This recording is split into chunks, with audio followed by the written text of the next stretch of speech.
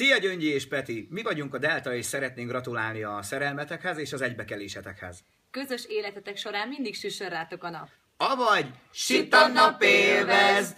A Lagziba kívánunk mindenkinek nagyon jó mulatást, folyjon a sör, a bor és a pálinka. Sok boldogságot! Csak vígan! Sütit küldjetek!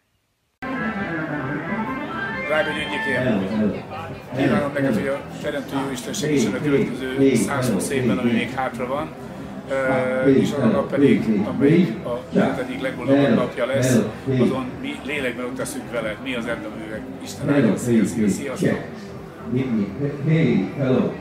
Mi vagyunk a Republik zenekar, Gyöngyinek és Péternek nagyon sok boldogságot kívánom. Isten áldjon benneteket!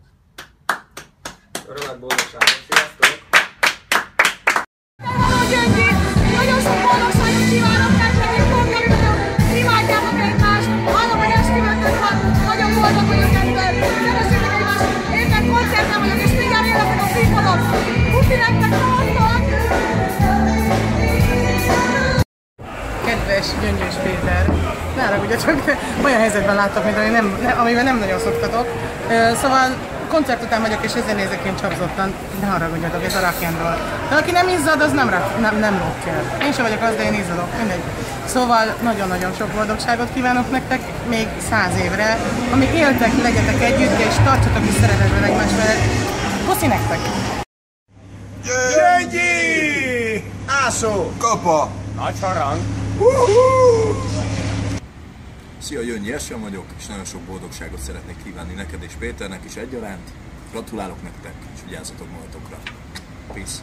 Gyöngyi és Péter! Sok boldogságot kívánunk a Mary Pop Kids nevében!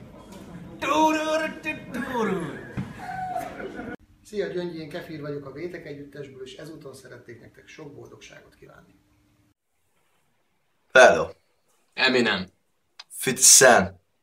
Gyöngyinek és Péternek sok boldogságot kívánunk! Eladom a mennyasszony! Cső!